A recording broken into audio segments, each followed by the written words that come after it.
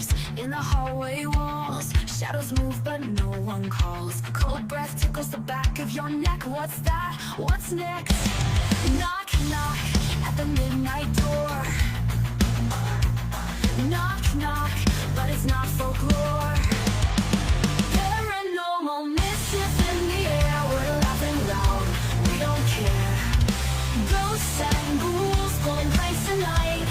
Turn up the fun, let's get it right. Lights flicker, a joke from the dead.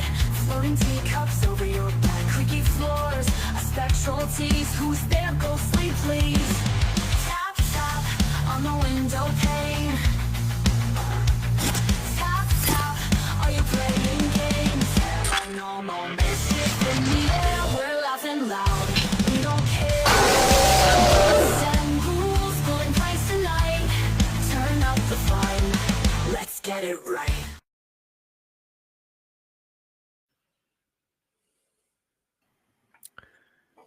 Wow. Last time it went smoother because of the other scene.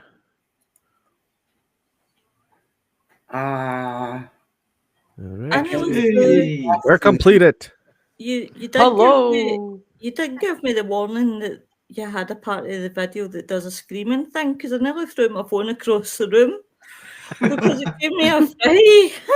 I love that. I love that intro. I liked, the ghost lady as she sort of separated and come back in again. That's cool. Yeah, that one got me.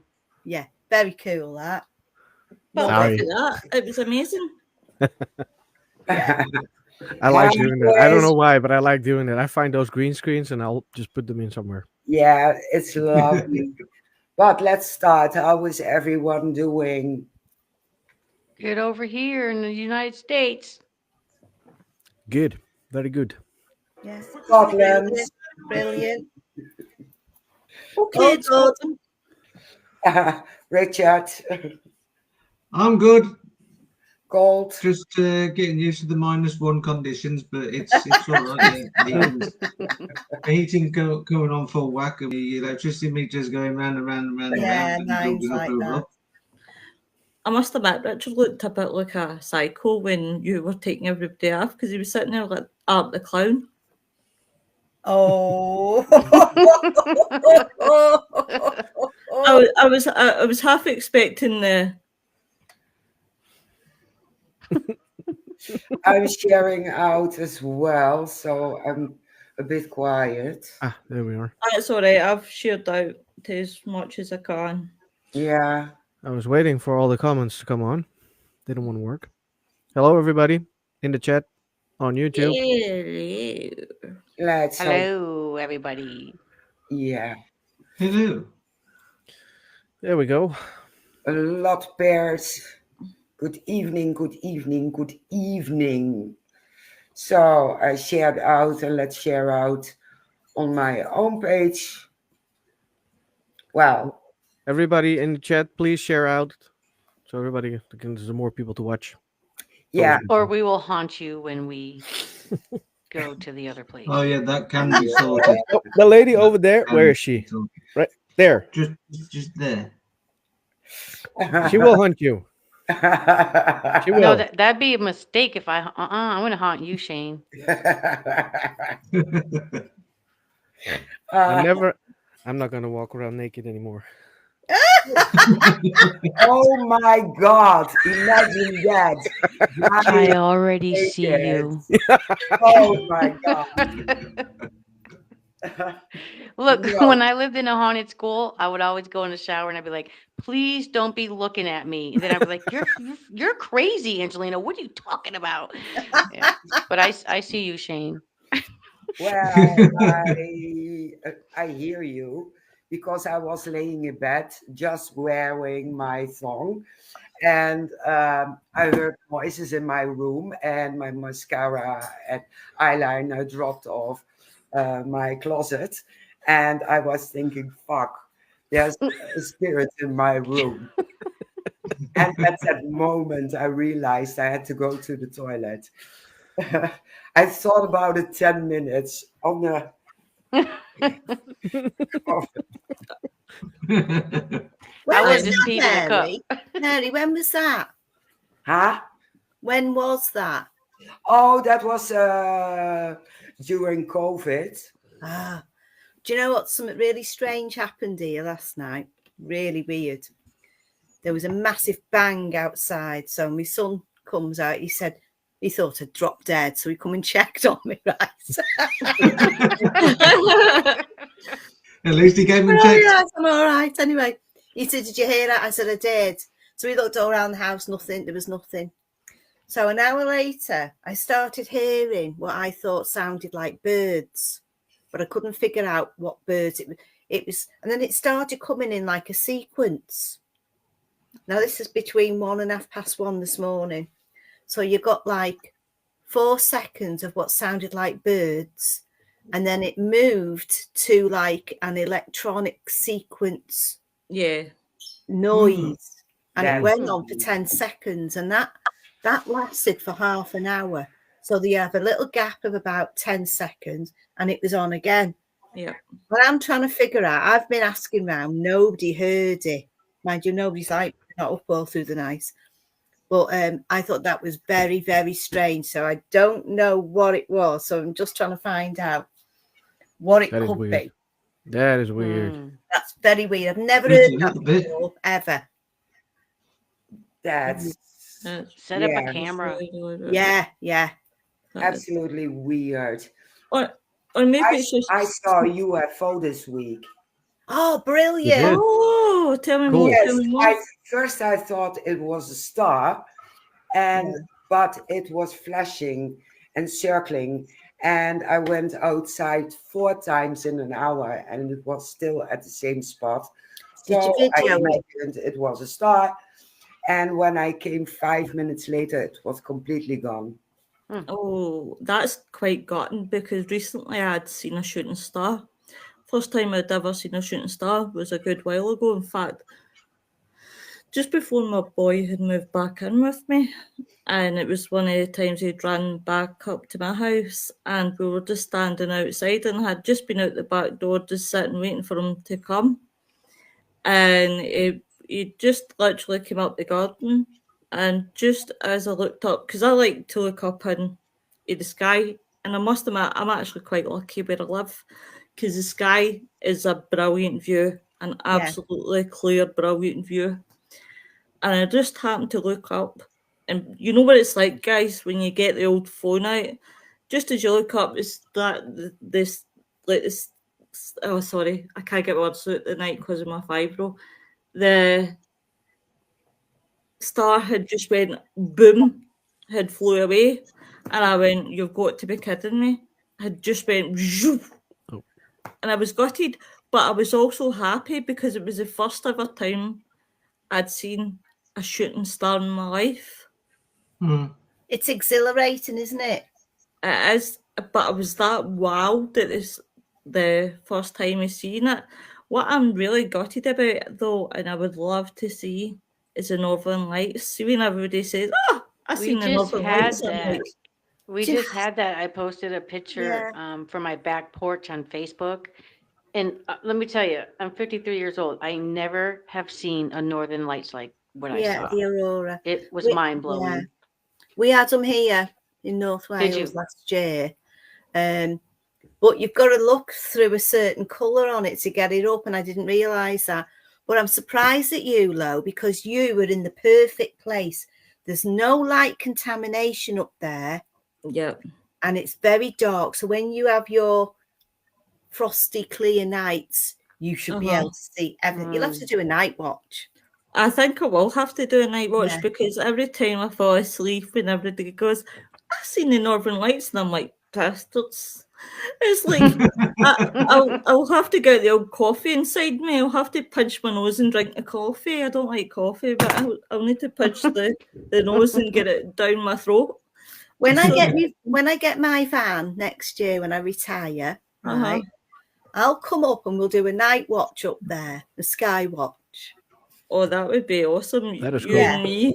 Wayne. Hi, Wayne. Wayne. Hey, Wayne.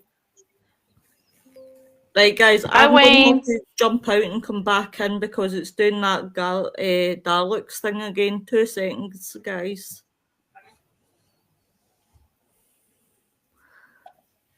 You need to get some night vision binoculars. Yeah. Because you can record on them, you know, and if you're looking around in the sky, that'd be cool. Yeah. We Yeah. do that Yeah. here because we have an Air Force base, and everyone is like, "Oh, there's UFOs in Massachusetts." We're like, "No, they're just testing new planes, you know." But you do see like white Yeah. stuff shooting in the sky, and so we have Yeah. the night vision goggles here, and it's crazy, but it's fun. It's fun. There's a lot of activity at the moment all over Britain. A lot. Mm. But there's a lot of activity going on up in the skies as well. The last month, I've seen it's most probably the Starlink quite often, and it's just amazing to see. But when the one comes in and it goes very nice, drifts nice and slowly, then it just goes out, and the other one pops in, and then that one goes along, and then the other one pops in. So but there's a lot of aircraft activity around all the RAF bases at the moment. I think they're all practicing. Yay! Yay! So there is a lot of stuff going on. So, but there's also a lot of people like Noreen, our friend Noreen. Noreen, baby. Cross there from where I am on the Wirral by Liverpool, and she's seen a lot of activity. So we're on the apps, aren't we? Looking to see what's a normal plane, what's an RAF plane practice, because you can see the route. So we're just looking, and I'm just watching at the moment. There's a lot of stuff going on. Wait a minute, that's changed what I do. Because I put Multiverse Network, now it's put me as the same as Richard. Oh, you came after Richard. Translate. I didn't understand a word. She changed the name. She just forgot to change the thing she was doing. Oh, shall I change it for you, Willow? No, it's all right. No, I don't mind. Okay. I don't mind being Richard's bitch. You know. I can't really complain. Hello, Mark. Ghosty! Oh, no. Oh, beautiful. Oh. Right, Mark, you can go away, but keep the dog. Hiya, darling. Hang on, trying to get all this crap off my screen. Right, hello. Hello. Oh, I thought Mark was going to be American. Oh. No, I'm sorry to disappoint you. I'm definitely not American. You're gonna be the only one, Angelina. You're gonna be the only one. No, Nick. No, Nick was next time. No, that's Nick time, so that takes a while. All right, okay, yeah, it's true. He'll be here in the nick of time. I'm English with a very dodgy accent. Well, let's get started with the mischief. Let's start with Mark. He's last in with Three-Eye Atlas. What's news about it? Three-Eye Atlas. It's been, bless you.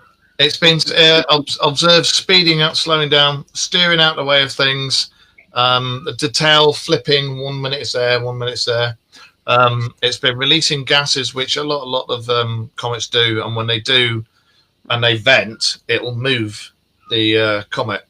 And the gases that have been vented, and the pressure and the steam and stuff that's come out of it has been so vast, it would move anything. This thing hasn't moved; it's just kept on its course. Hasn't veered off unless it's had to come out the way of stuff. So, make of it what you will. You know what, Mark? I was reading today about this because I'm just keeping my eye on it. You know, I'm sort of like on the fence about the whole thing here with this. Yeah. But I was reading something about it, and these colour greens and blues that they're just popping out, and they're saying it's every time there's a magnetic pulse, which they're hearing, they're getting the flashes of green and blue, only on the pulses. So that's quite interesting. Why do you think? I know nobody really knows, but why would you think that would happen? The pulses. Is it anytime it goes near the sun? Is it anything No, like that? they're just finding it now. So it's been to the sun, it's coming away, isn't it? That to me, flashing those pulses, that to me would say that there's carbon in the atmosphere. Oh, let's turn that off. Yeah, would say that there's carbon in the atmosphere, and it's reacting with that. That's what it says to me anyway. Yeah, so isn't green and blue metal? Yeah. Certain metals, yeah? I think blue's nickel and green is carbon. Green's nickel. Green's Yeah. nickel. I thought it was carbon. Right. No, because it was the same as the one over Moscow. The Moscow meteorite was glowing green as it entered Earth's atmosphere and burnt out. Right. And it was all because there was nickel and magnesium, I think it was, that was in it. And they said that the combination of the two, it burns green when it starts to burn out in the atmosphere. So what do There you you go, think it metal is in it. then? What do you lads think it is? Mixed opinions. Yeah, I was very much on the side of intelligently controlled, and now I'm, because of all the things that get us, and we've mentioned it in the show, is the fact that NASA, all of their stuff that looked at it, and all they could do was show us a picture that had been taken on a Nokia 3300 from 1996. No. And then all the rovers on Mars, owned by the different corporations, were all lined up, all took photos, and the European Space Agency locked and sealed their photos for the next 70 years. No way. Really? Yeah. Both of which screams, what the fuck? Yes. China had the best opportunity because they have vehicles on Mars. They also have satellites going around Mars, and they had the best opportunity to take the best quality photos than anybody else, and yet everything's just been kept quiet. There's a good question being asked, guys. When is it supposed to be at closest to Earth? Anytime soon, as far as I'm aware. Can we see it with the naked eye? Yeah, anytime soon, and then it disappears, and then they reckon they won't be able to see it again until January, and we won't get to hear about it until February, March, which I don't believe. Why wouldn't we be able to hear about it? Yeah. Somebody's hearing about it because they've seen it in January. Yeah. So what is that? That doesn't make, it's like nonsense. That was the official. That's official stuff from NASA. Yeah. But I mean, let's face it, NASA is also known as never a straight answer. So I think it has got something to do with the winter equinox and everything else, where we're going to be around the other side of the sun, and that's why it's going to take that period of time for us to clear the sun, and then we'll be able to see it again once we've come out the other side. Right, okay. So very similar to when 3i Atlas went behind the sun, it went round it. There was a period of time where we couldn't see it because it was on the other side of the sun. Yeah, what was that name? There's a name. And then for it. it's something to do with a parody or something silly like that. So once we go around the other side, we're going to have the same situation. So we're going to be on the other side, and that'll be on. We keep you awake, love. Oh, shut up, you shit. She was saying, I'm sorry, was somebody talking there a minute? Is that what it was?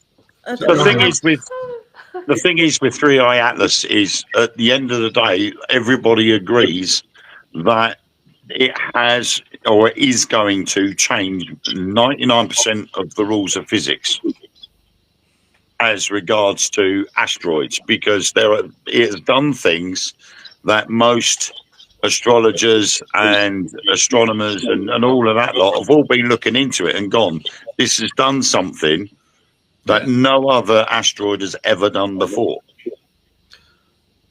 It's done stuff that no other comet's done before as well. Yeah, it's going to rewrite every law of physics because of the things that it's done that none other has been able to do before it. Thanks, Kim. Wow. I'm just not sure about it. I mean, there's bits about it that screams intelligently controlled, and then there's bits about it that go, Yeah. And although we do the Dark Mirror radio show, and I'm known as the aliens guy, we're quite. We're not. We don't just jump at everything and go, "Oh, that's an alien. Oh, that's a UFO. Or that's." We'll look into it first. We'll do our research first, and then we'll go, maybe, maybe not. You know, and like a lot of the videos you see these days, like 90% of it's AI anyway. And again, you have to be really careful. I don't know if you saw. I put that video up of me and my other half with the UFO taken off in the background? Yeah, seen it. Yeah, that was taken from a still photo that was taken at Forbidden Corner of an alien retrieval site which has got a UFO crashed into it. It's just a Mickey tape thing. Somebody actually messaged me and goes, "I know that was AI," and I kind of thought it was very obvious. It was just a video that I'd done. That was it. It was just put up there as a joke, and somebody messaged me, went, "You know that's AI because you got two hands in it," and I'm like, "Oh, really?" Mark, you just broke my heart because I was generally thinking that was real. I was thinking, thank God they've finally took him away. They've not brought him back. I mean, the thing was, you could clearly see that, you know, it's comical content. So you know straight away it's not an abduction being taken place. We got one sent earlier on today of a butterfly-shaped UFO. Okay. And straight away, the person that sent it said, "I'm sort of looking at AI or CGI." And both me and Mark said pretty much the same thing, that there's bits of it that just don't make sense. That shape, as I said in our conversation, that shape, I have seen that before on something else we've talked about, and I can't remember where I've seen that butterfly take UFO from, but I've seen it before. It looked very similar to drone footage. The way it moved was very similar to a drone. And I think it had been, whatever it was, I think AI or CGI had been used on top of the natural video. Yeah. There's something about it didn't look right. See, when you think about it as well, Wayne and Mark and everybody, these really serious, important things that are coming up now, right? We've got this big rock heading to Earth or heading near Earth or whatever, they don't know. You know, that could crash into us. That would be a worry, but why worry about it? Because it'll most probably just veer off. You know, it'll just... But are they bringing these things up to take our attention away from other serious matters that they're trying to shut us up about? Again, we said, you remember? I'm going with Lynn's theory. Yeah. You know, there were all those sightings of the drones all over the US, and they started being seen all over Europe and stuff like that. We both, when we were doing a show about it, we said it's like the bollocks. Like, that's been done, so we'll draw attention over there, so we don't know what the hell's going on over here. I think 99% of everything that we've seen are man-made, but I think there's the 1% that isn't. Yeah. Do you think it's part of the theory about the government-manufactured alien invasion? Project Bluebeam. Yeah. Yeah. The way our heads of state over here are going, and the way heads of state over across the pond are going, they're absolute, a lot of them, and I think could very possibly be, you know, because it's just, this is like playing a game of Celebrity Square, isn't it? Yeah. There's something going on. There is something going on, and there's a lot that our bobberments don't tell us and never will. And again, we always talk about this on the shows. Yeah. Have you seen that petition going round Britain? To get rid of Kia. To get, oh no, well, we all know about that, don't we? I'm not on about that one. I'm on about for the government Disclosure. Yeah, disclosure for the UK. That's been going around for a long time. I think it's been about 3 or 4 times that's gone in, and they've had all the petition, they've had all the numbers, and it's gone into Parliament, and straight away the heads of Parliament got absolutely not, thrown it out. They wouldn't even look at it. They can't read. That's what it is. They can't read. Well, I think it's got more the fact that they don't think we can handle the truth, and they don't want us to know it. Yeah, they don't. It's they know we can handle the truth now. We've hit that point of our evolution as a species. We know the truth. We're not thick now. You've got like a tiny percent that's the Bible Belt and would go, oh my God, you know, but They're Do that all- again. Well, look, oh my God! You know, look at us all here. If you look at us all here, and you take us as a demographic of the population as a whole, we're ready Yeah. for it. Yeah. You know, and they know it. You can fool people, some of the people all the time, but you can't fool all of the people all the time. Yeah. Nope. Right. Agreed. It is, I Mark. shouldn't say this, but here's a survey now, right? So, who would take in an alien to live with them? I do. No. Yeah, probably. Depends if it pays rent. I couldn't take an alien in. I'd have to put him in the shed at the bottom of the garden. Okay. Well, that's all right. It just charges less rent. It's a Got place. no room in my house. I'd make room because of their they'd have way in advance knowledge of medical stuff and Yeah. tech and everything, and for the, just to try and get a robot hand and a robot foot, maybe Yeah. laser shooting at the end, but I don't know. But if I could get all that stuff, absolutely, there's a spare room. Come on, help yourself. Yeah. I mean, Wayne told me he wants to have a willy that shoots lasers at the end. Don't know why, but you know, hey. Wayne! Don't believe it. He's full of it. He is. What? Then we need an alien that can come down and sort his tongue out. It's getting worse. My missus says there's absolutely nothing wrong with that. Thank you very much, young man. I know why he wants the laser beam, so he can go around and go, feel the force. That's what that's about. I always wanted a lightsaber. Actually, I've got one just there. Oh, dearie, that's Oh. really honest. Oh my God, You my make stomach me hurts. cry again. You guys, what you wanted the Dark Mirror guys on here? Ace. Yeah. Ace. My own You, fault. you Now- wanted chaos. You've got it. Exactly. Well, we are turning over to the US of A. To Angelina, what's the latest in the States? Nothing much here. Just you know, the normal conjuring bullshit. Who bought the house? Who's doing this? Who's doing that? Yeah, That's Yeah. all they talk about here, and I'm like, you know, we got 300 years of history. There's 3 million more things to talk about. Like, so that's what's going on in the U.S. The yeah. Conjuring House. I heard that Elton bought up the mortgage.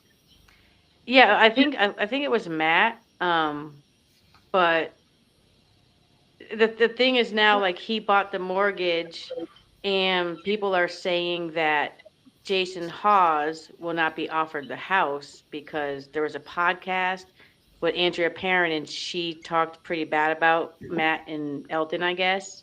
I didn't see it, but Jacqueline Nunes still owns the house.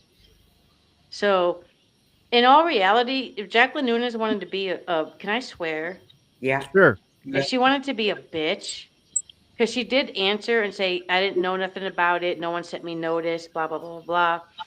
But if she were to gift that house to somebody, she would be stuck in debt paying off that back mortgage. And the new person would be just starting new, you know? So something inside me tells me that she might just pop up with something, whether she's going to keep the house and pay off the debt or she's going to gift it to somebody. And then that's going to be a problem. But the bigger thing is the Jason Hawes with the GoFundMe. Yeah. Now, a lot of people think I hate Jason Hawes, and I don't. But I think the GoFundMe was a great idea. You know, it is a piece of history. I know to Jason what the history means because I also am from New England. He's from Rhode Island and stuff like that. So I don't. He's doing all this money. I hope Jason Hawes gets the house. I hope some kind of miracle happens and he gets it because we're He had watching. something up on his Facebook, didn't he? Saying that he was no longer being involved in. He didn't say what it was. He just said, "I'm not no longer being involved in this project. We're going on to different things." And at the time, I was like, "Oh, is it that?" When was that? I didn't hear about that. Yeah, let me see if I can find it. He put it up on his wall. I haven't been on the internet too much. I know last I heard they were up to like 400,000, or something, because I think Yeah, Jacqueline yeah. Nunes owns about $880,000. Let's say that. So I think I hope he didn't let go. I mean, at the same time, if he did, I can understand it because Andrea Perrin said her piece about Matt and Elton, and it wasn't nice. So, but after what is going on with the Warrens home here, Put it in the chat. it's terrible. It's terrible. So a lot of people are now like, what why does Matt have it? Look at how they're disgracing the Warren home, a home that they never claimed to be haunted, that was never talked about being haunted in Yeah. the whole history of their life, you know. So that's what's going on here, the Conjuring House. People are forgetting about paranormal investigations and, you know, doing things and having, and just doing stuff. It's all about the drama with the Conjuring House. I've They been need to do a staying out of show it because I have about my own us issue. doing it. They need to That's do a show right. about everybody in this room doing their own investigation. And then when myself and Wayne have worn out the bleeping machine, then they can put it on air and possibly make a movie about it. And it'd be amazing. It would just go all over the world. Oh my God, come to America.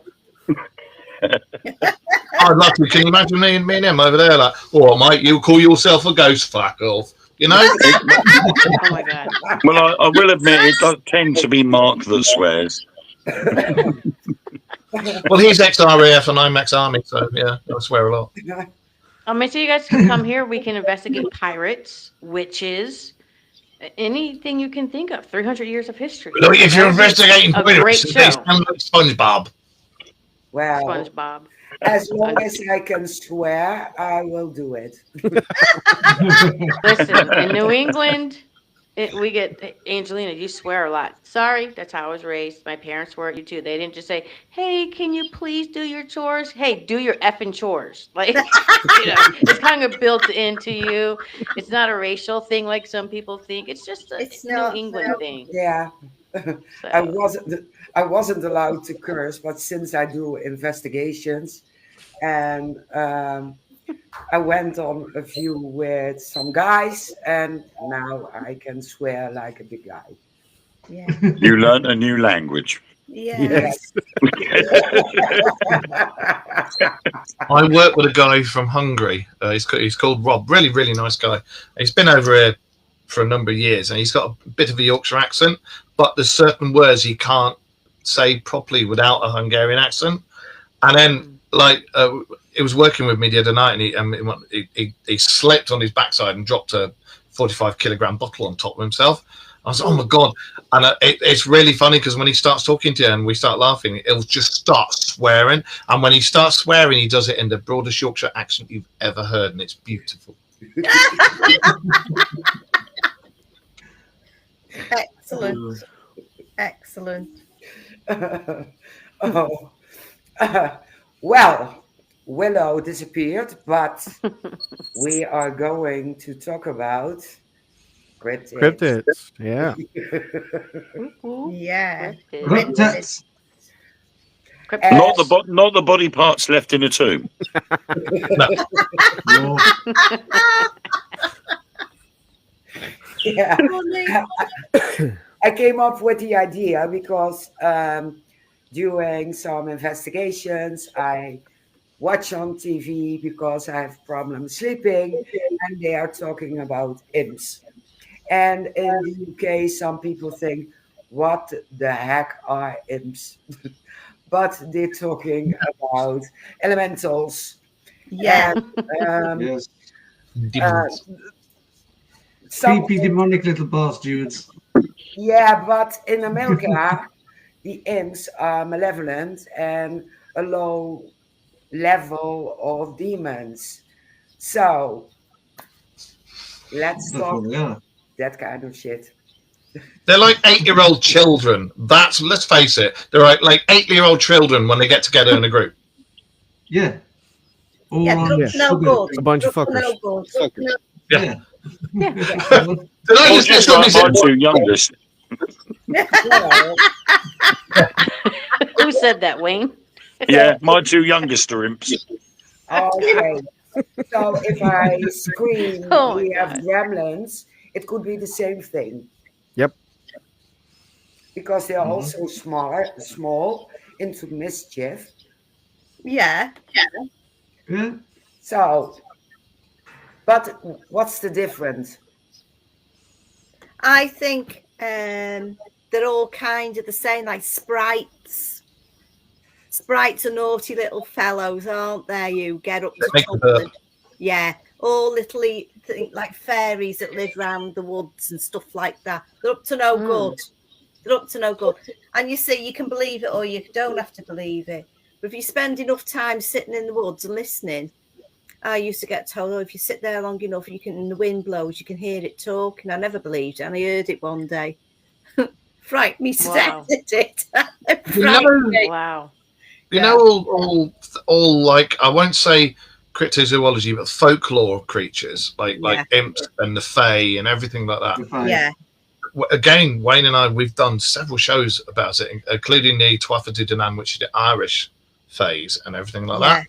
And I personally think that all these things, gnomes and imps and oh God knows what, they may be remnants or are brains remnants of different types of hominids, because you got to remember that we're finding more and more. I think there's been up to about 50 different types of hominids have been found and proofs that they've been found. So could these things just be our, what's the word I want, collective brain remembering these things from back along?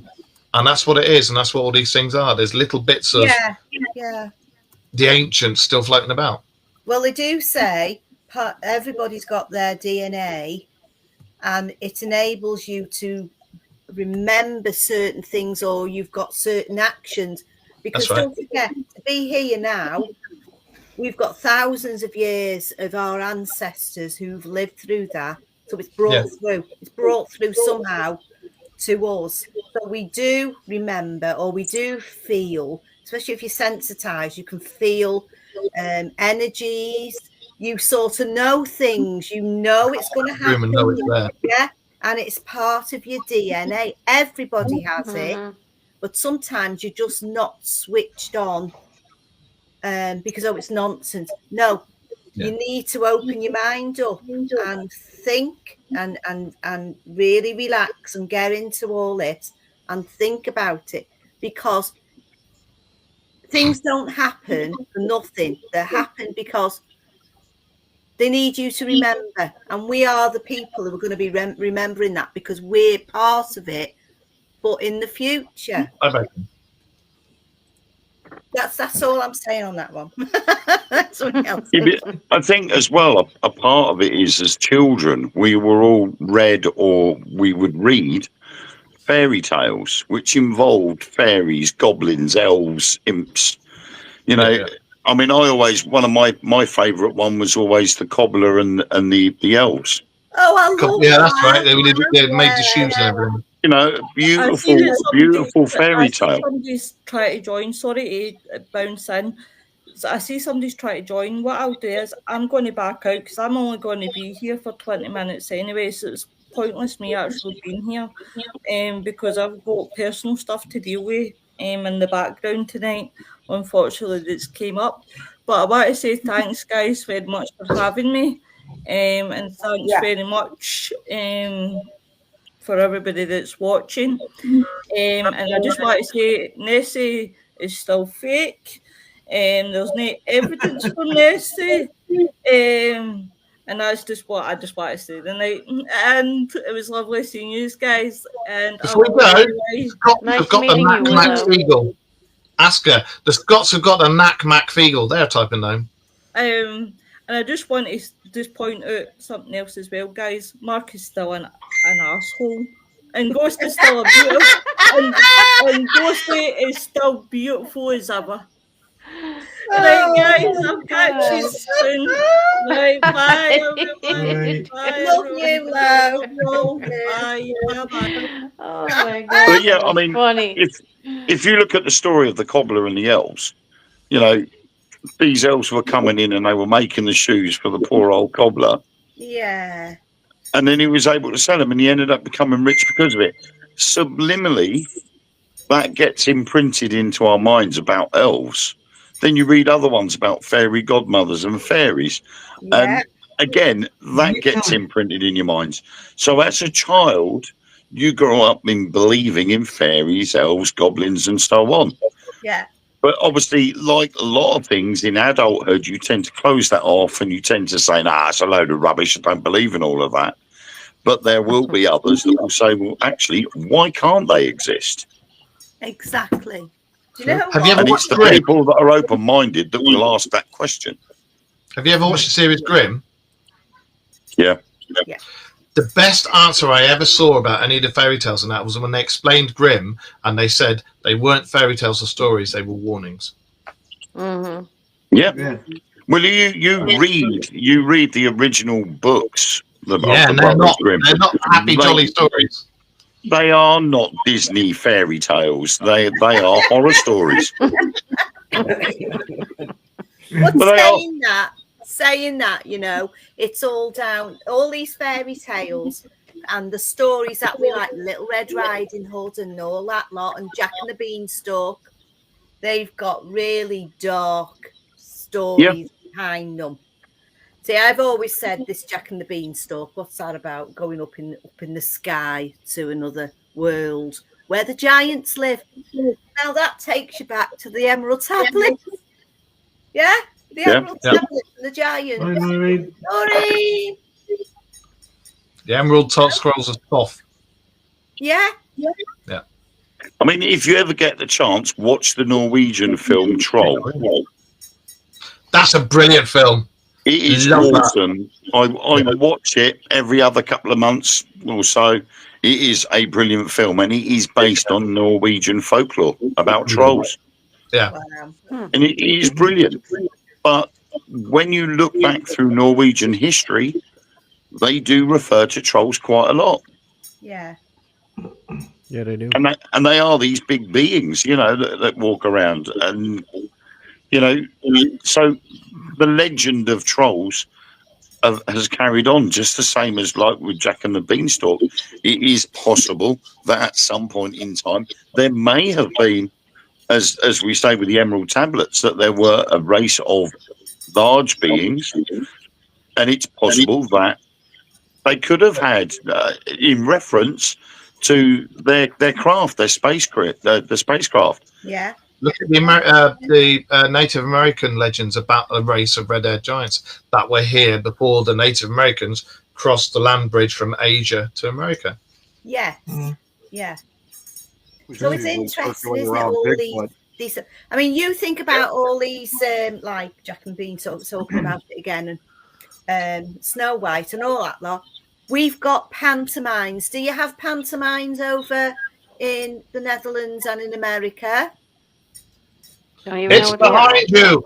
No, it isn't. Oh, yes, it is. That Oh, stuff. yes, it is. No, it's behind you. You just So scared what the our shit out of me. pantomimes are is we have like a stage show, different theatres all around Britain, Yeah.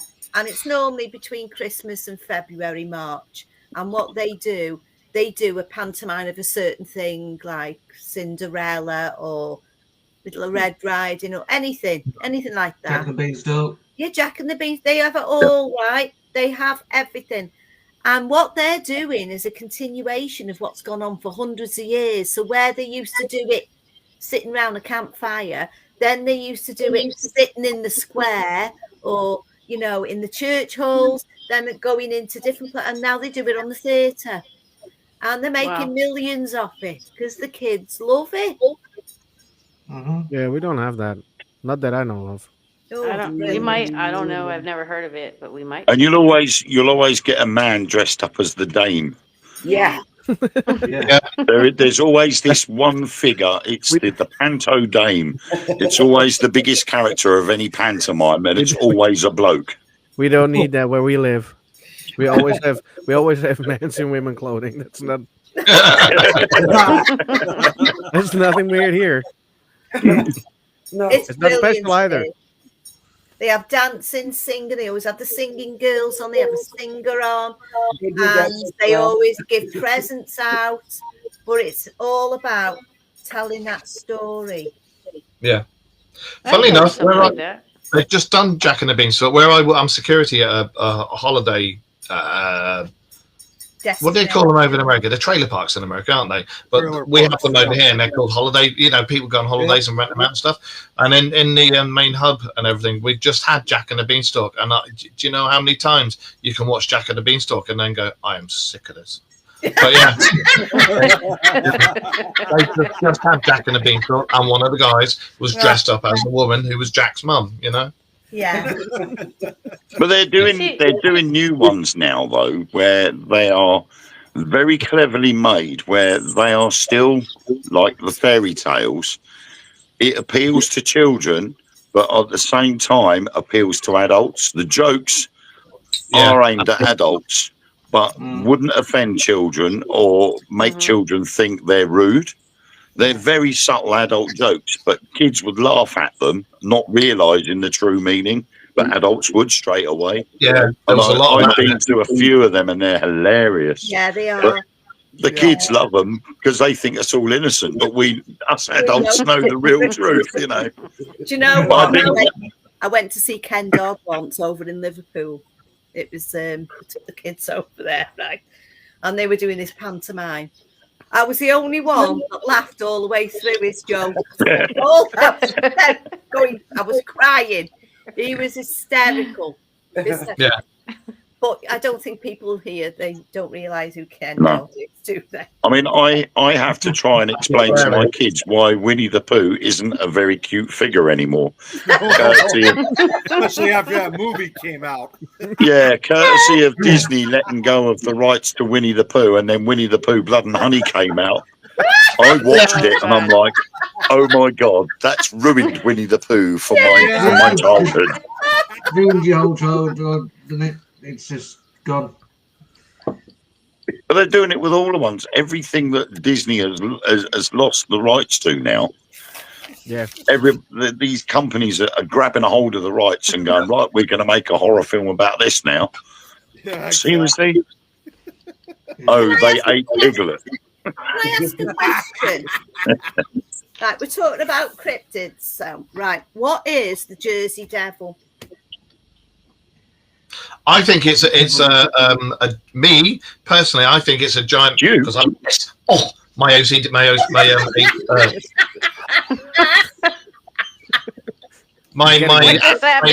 autisms are kicking in. I think it's a, you get like the giant fruit bats and golden mane lion giant fruit bats and all that stuff. I think it's something like that.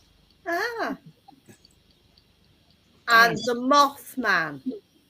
Oh, I love the Mothman. The Mothman. You know me with I the studied the That's my Mothman. favorite. Yeah, go on then, Angelina. For 6 months.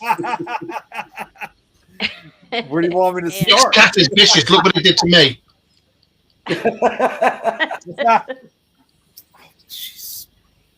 I went to Point Pleasant, where the Mothman thing happened, and the day I arrived, I was like, first thing I wanted to do was go to the Mothman Museum.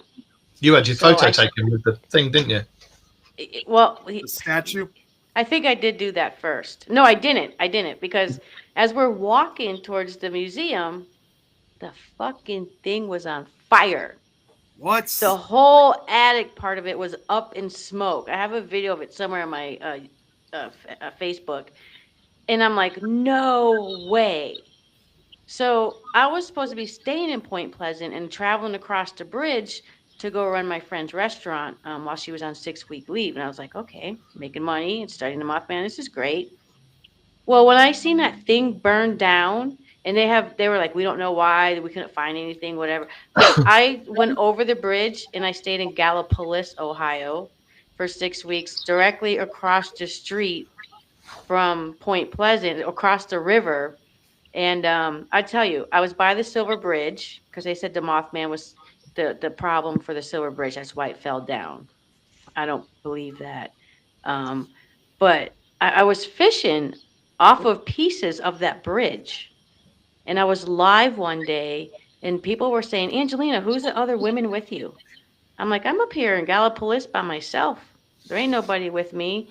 And I watched it back, and there's 2 women's voices that I hear. And I don't know if it's maybe the people from the house behind me and their voices are carrying, but I did a deep dive research on the Silver Bridge, and there was 2 women whose bodies they couldn't find. That's right. Mm, And I'm makes like, sense. did I fucking capture their voices? Yeah. But you know me, Yeah. especially saying, you know me, I'm the biggest skeptic. You know, during my investigations, I'm like, it could have been the voices carrying, but how crazy of a coincidence is it? You know, like 2 women, mother and a daughter, and I captured 2 female voices. I think that's cool. That. It does. That to me was interesting than anything about the Mothman for 6 weeks. It was like, Well, that does what? make sense because, as you just mentioned, I mean, 46 Yeah. people lost their lives in the Silver Bridge collapse in 1967. Unfortunately, 2 of the bodies were never found. Right. were And I pretty much didn't know washed that at by a river. Yeah, and I didn't know that at the time. And someone said, Angelina, when you get off, do the research. So I went across the way and talked to someone who works at the Mothman Museum, and I was like, holy shit. You know, but I didn't really know this person, so I wasn't going to share, hey, I think I just got the mother and daughter talking on my video. I'll have to put it up one day or maybe go through it and share it because Yeah. it's mind-blowing. It's mind-blowing. Can you explain to people who don't know what the Mothman is? So he's a creature, he's a cryptid creature, and some people say that he was a human at one point and fell into some nuclear waste over in Virginia because they had a big nuclear plant there, and he turned into this creature. That's the story that I've heard. Nick, what have you heard? Because I know you have extensive knowledge.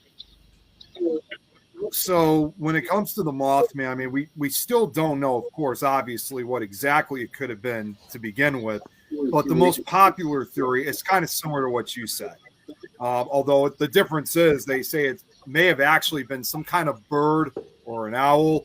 And they had an old TNT factory that once existed on the outskirts of Point Pleasant, West Virginia, which sadly, you guys go there today, the factory no longer exists. It was torn down over 30 years ago, back in 1994, but the TNT bunkers, however, still exist, which if you ever do go to, if you guys ever go to Point Pleasant, and I mean, first off, most of the bunkers are open to the public. You can investigate, they are but creepy. Be careful because even though they are, oh yeah, they are. Even though they date back to World War II, there are some that the reason why you got to be careful, they actually still have explosives left over from the war, and even though it's been over 80 years, they still detonate. So be careful when you guys go over there. But anyways, going back to the main focus, it was said because that was where they made a lot of the TNT explosives during World War II with a lot of the nuclear radiation that came off. And they said that either some type of bird or an owl may have gotten caught within the chemicals because it was near the chemical plants and it somehow mutated into some type of form. Of course, there's also the other theory saying that it could be a government experiment that went terribly wrong, that escaped. And again, we really don't know. People, there's so many different theories on what the Mothman is. They say it could either be like, again, experiment gone wrong, or some type of mutation, or a demon, or a dark angel of some sort, or even some type of shadow person, because it's, it's usually black from afar. But it's the main description from what I remember hearing, though, was that it's often reported to be about 6 to 7 feet tall, has a human-like body, of course, and it's either usually white, gray, or brown in color. Its wingspan, which are said to contrary to popular belief, it does not actually look like a moth. Its wings are more bat-like, and some people have reported short arms with it, others haven't. Most people have never actually, it does have human-like legs, but most people have never actually seen its feet. So it makes it difficult to determine if it was like, the only tracks I've ever heard of where they were kind of horseshoe-like, and it was back during the original sightings from the 60s, but that was the only report of the Mothman ever leaving any type of track. It is said to make a loud squeak type sound, which is often reported to be kind of like a big mouse or something like that.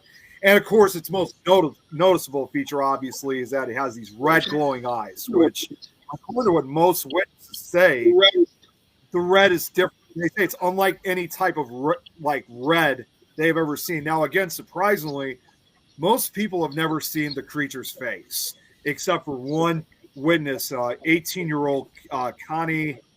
I forgot her last name, but it was one of the few daylight encounters that occurred back in 1966. She said that at first she saw it from afar, but then it flew up to her car, and the features she saw in this thing, if she's still alive today, even over almost 60 years later, she refuses to talk about it because other than that, the descriptions were horrific and monstrous. So probably like a demonic-like. It's funny because she refuses to talk about it, and I think it's not just only her, because when I went there, I went to do a documentary and do some research and stuff, and I couldn't get one person to talk to me about it.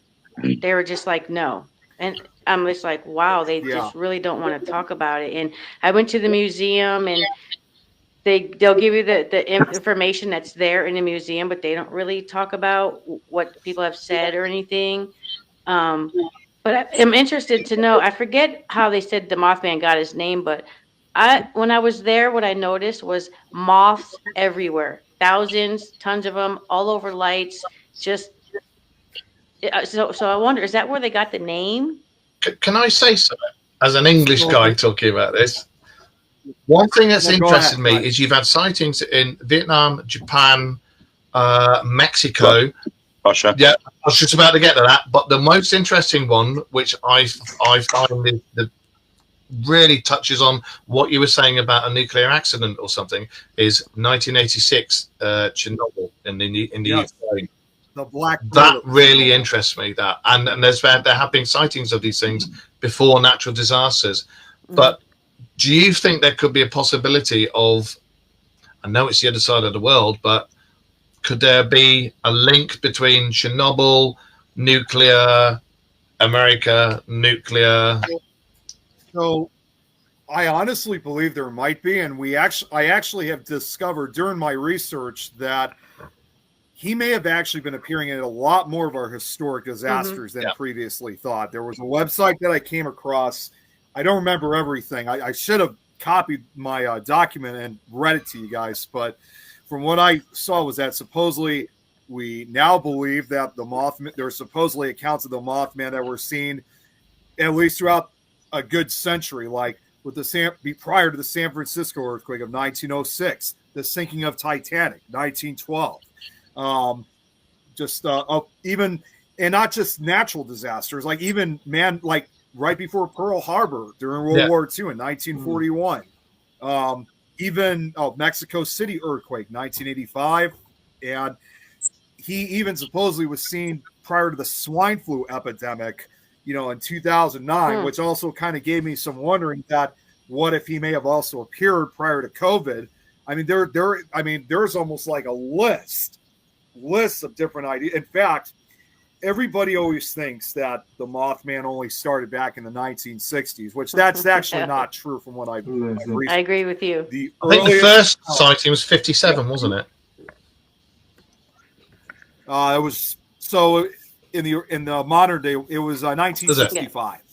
So yeah, but the earliest sighting that I've ever found involving a Mothman-like creature was actually 100 years prior. Over 100 years prior, during the Crimean War of the 1850s. And there were 2 reports of a large bird-like creature with red eyes that was seen during the Crimean War. So it probably, this thing may have actually been seen a lot longer than we expected it to be. Or what we we had an alleged sighting down in Cornwall in the UK. 2 girls were walking back to their parents' caravan, and they saw what they only described was a large man standing on top of the church, and he was literally standing on top of the tower, and then he just flew off, and he then got given the name of the Owl Man. Yes. When was that? Wayne? It was down in Cornwall, so. Well, Devon, Cornwall, south of England. Could these be a type of that was cryptid? ironic. it was ironic. It was 10 years after the Mothman craze of the 60s, because it happened around 1976. And there weren't the Mothman, I mean, the Owlman sightings were not as frequent as Mothman was here in the U.S., but I often do wonder, it does give the theory of what if the Mothman and the Owlman could be the same creature, or at the very least, could be of the same species. Similar to what we do with Bigfoot, Sasquatch, Yeti, Abominable Snowman. Yeah. They're the same species, but depending on where their habitat is, they are given different names by the local people. And the Yowie. Yeah, and remember that Yeah. you might not know this in America, but we had something here starting in the 1800s actually called Spring-heeled Jack. Yeah. And that was very, very similar without the wings, wasn't it? But he had long nails. Yeah, that's right. We did a show about him, didn't we? Yep. We did a show about Spring Heel Jack. And eyewitness reports, it came down to a toss-up between two people. And one of them was a lord who always played pranks and jokes and stuff and was dared to do something. And they think he did some kind of backpack, because it was always underneath this leather clad thing, and he had some sort of backpack and nails on his, like a glove with nails on. And you got to remember, back in the 18th century, the gangs used to fight with gloves which had blades on and stuff. But they think I can't remember his name. I'll look it up. But what they think, it was this guy who'd invented this suit to basically go around scaring the living shit out of people, and that's who they think it was. Dumbass. Yeah, I mean, it's always fascinating with the amount. I mean, I'm always fascinated with the sightings that occurred, during the 19th century and prior to that. Just goes to show, like, how often we've seen these creatures again. That some of these things have been going on for centuries. And I also did want to throw one other thing out involving the Mothman. I don't know if you guys have heard about it, but over the last number of years, we've actually been having sightings of the Mothman over here. I'd say there was a lot of sightings in Chicago. Yeah, there is. It's been going on throughout northern Illinois, Indiana, southwestern Michigan, and southern Wisconsin, as well as eastern Iowa and western Ohio. And except the difference, once again, this goes with a different name. Over here, we call it the Chicago Phantom. And the sightings have just been continuous. In fact, one of the sightings we had from a few years ago, and this is extremely rare more than anything else, one woman claimed that she saw two Mothmen flying together at the same time. So it makes me wonder, could it have been mates, a male and a female? Looking at it now, the metro area in Chicago, been loads of different sightings of multiple winged humanoid sightings, red eyes, near Parks and O'Hare Airport. And that's interesting that it's near Chicago O'Hare as well. But yeah.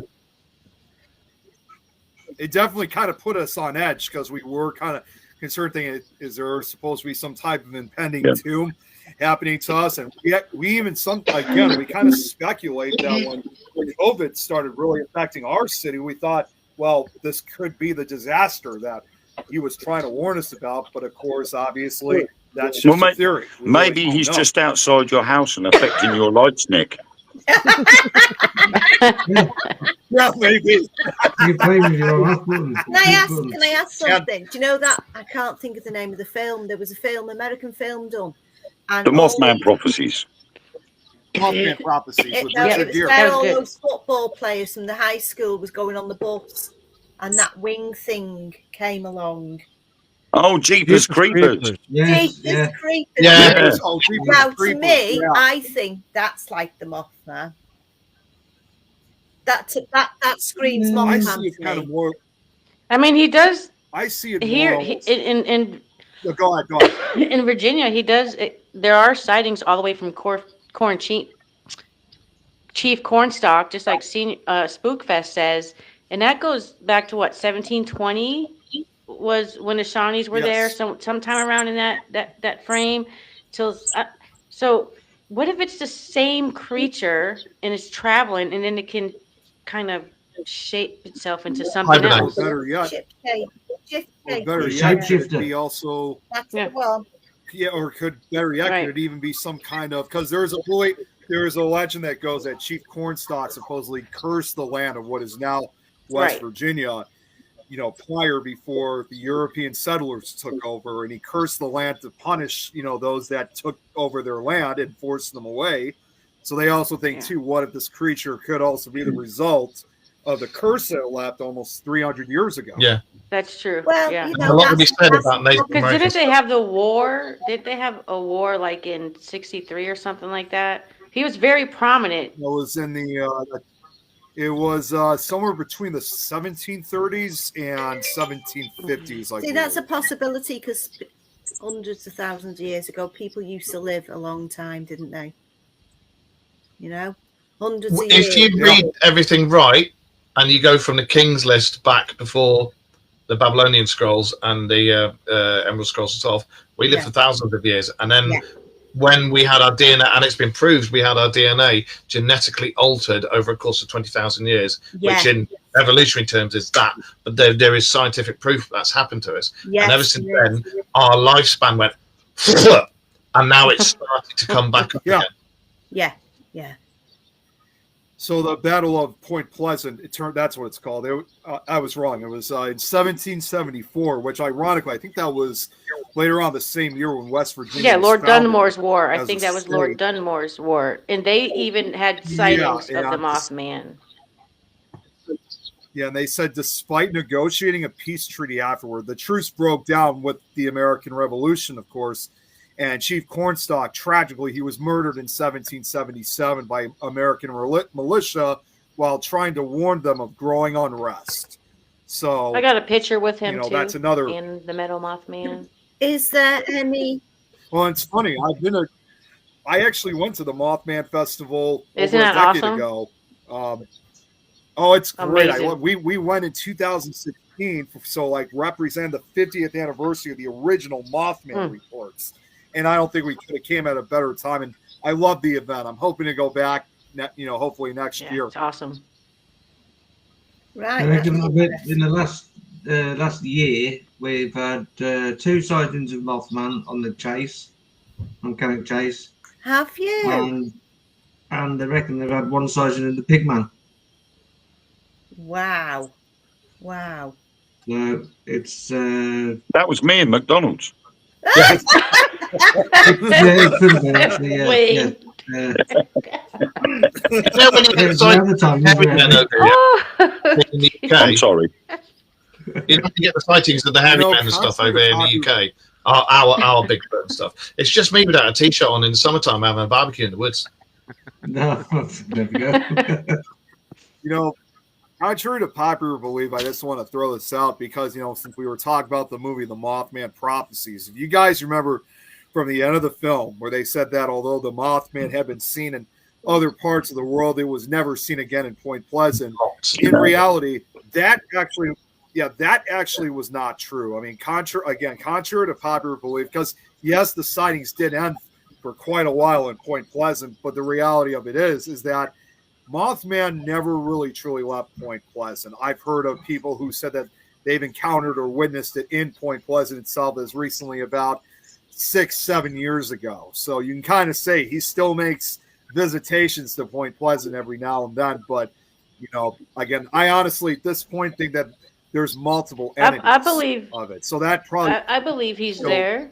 I it's believe he's still there, he or she, whatever the Mothman is. Because when I was trying to interview people, creepy as it sounds, 2 people were like, no, if he hears me, I'm a goner. And it's like, I felt like the people of Point Pleasant felt like if they're thinking about it, they just like it's over him. Like there's something over.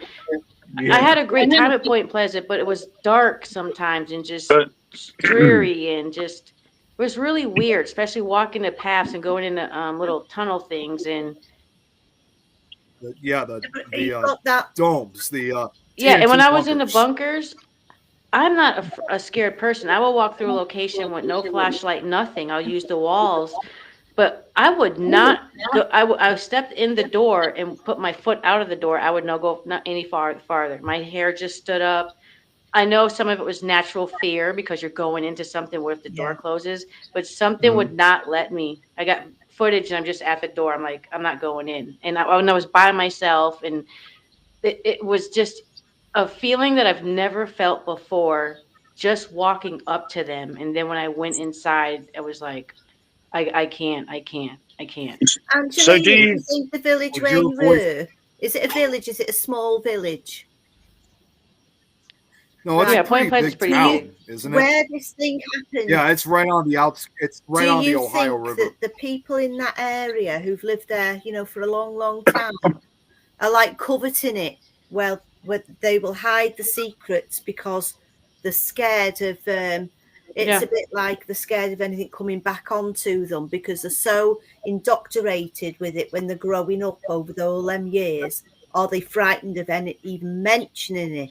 It's like stepping on the cracks Knock on Yeah. wood and stuff. yeah. Yeah, no, I believe that they are, because there's Yeah. a path where you can walk for the Chief Cornstalk, and there's a little house there that you can walk in and go. And there's a lady downstairs, and she knows all the history of Point Pleasant. And I asked her if I could interview her, and even she said, I'm not gonna. No. I mean, I was going to say something similar, but sort of the reluctance of people to actually come forward and say what they experienced or saw. Could that be something similar to like Operation Blue Book, where they've been told to be quiet because there was rumor of UFO sightings as well? And Men in Black have been there as well. So could that have all been part of the thing that obviously me and Mark have delved into this, and we know Operation Blue Book didn't just stop; it got renamed, and it moved into different departments, and it's done so over the last 6 decades. It just keeps changing name. So could it have been that this Operation Blue Book came into play, and they were told not to say anything? I mean, It's not even. I don't think Go ahead. so. I think these people are just naturally scared that, and I'm a huge skeptic, but I feel their fear, and I think something happened. They saw something, and Well, and I think a lot of the Mothman sightings, have almost kind of like a similar.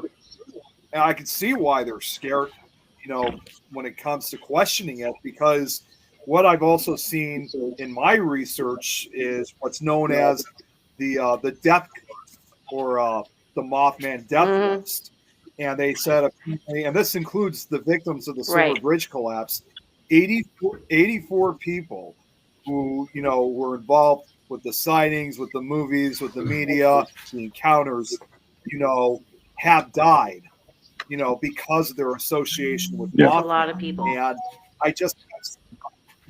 And I just kept seeing something sinister, like something I could understand why from the residents of Point Pleasant are afraid to talk about it, because it's not necessarily that they think they're threatened by this creature. It might be possibly that they're afraid of ending up on the death list.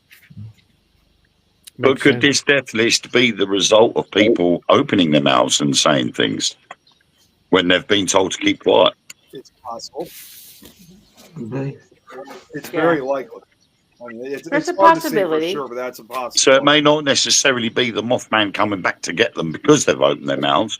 It could be the conspiracy behind people having to be told to be quiet, and they've chosen to share their experience. And so, because we know that with a lot of the whistleblowers and that regards to UFOs, you get people turn around and say, this guy's seen this and seen that. He's been told not to say anything.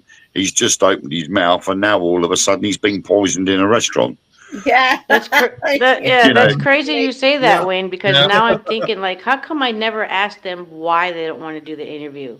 They just say, no, I'm not talking about it. I've never asked why. Maybe Nick and I should go back and do a Ask Why documentary. I mean, sometimes it tends to be that the people that finally do say something, they tend to be either terminally ill or on death's doorstep anyway. Right. Yeah. So they've got nothing to lose. They know they're Or have going, moved so away. they might as well just come out with it. Yeah. Look at all the things we've dealt with the CIA guys coming out on their deathbeds and showing photos and secret photos that we taken of autopsies and talking to them and interviewing them and shit like that. You know, as Wayne said, they've got nothing to lose. They're dying anyway, and it's always the ones whose family have either all died off as well, or don't go in it, or don't have anything to do with him. It's the ones that are completely lone because they know they've got nothing that can be hurt. They've got nothing and, to lose. and nothing to lose. Yeah. True. Yeah. Well, you're all going to need to come to America and study the Mothman. Yeah. Yeah. It's worth it. Well, It's on my bucket list. And not just for a day Well, I'm or gonna two, at show least you a guys week. There's a lot of ground. There's a lot of ground to cover, isn't there, Nick? Yeah. There's a lot. There is, and there is something I would like. I shared this a while back. Thankfully, I should have brought it downstairs, but thankfully I posted it on Facebook. So I'm going to share the screen real quick so you guys can get an idea for this. But during the amount of sightings that we've had of the Mothman here in Chicago, this is probably as close as I probably will ever get to an actual encounter that I had with the Mothman, if you will, because first of all, it was not even an investigation we were going on. It was about 6 years ago where we were passing by, because not far from me is O'Hare Airport. And that was where we 2 or 3 of the most, at that time, the most recent sightings of the Mothman were seen here in Chicago. And so, unrelatedly, we were actually going over to my aunt's house because she was having like a middle school reunion, which ironically that was also from the 60s too. So we drove back and I couldn't help but think, thinking, geez, like it's hard to believe that there were actually sightings that occurred in this airport area. But then something strange seemed to happen and only lasted for about 3 nights at most, where I started having I just had these bizarre dreams, which again, could have been some kind of communication involving the Mothman.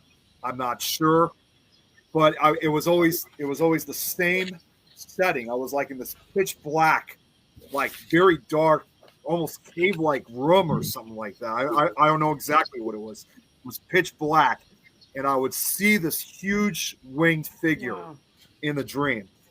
Couldn't get a very good look at it, but I could see it was dark, very dark gray, almost like a charcoal black, which is almost contrast to the dark background around it. You can see its huge wings, and again, it's about 7 to 8 feet tall. The wings had to at least been maybe 10 feet or so. Never shown any signs of flying.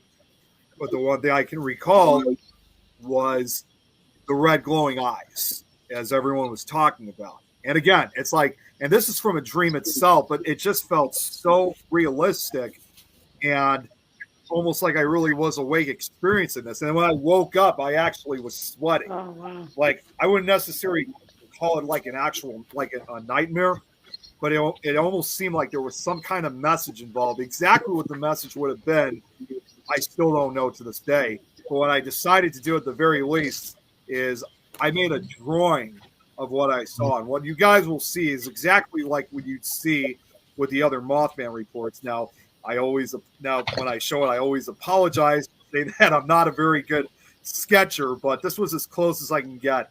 The body of it is a little bit wider than usual, but it was a lot thinner with what I can recall. Oh, wow. That looks like some of the drawings in the museum. Yeah. Yeah. Wow.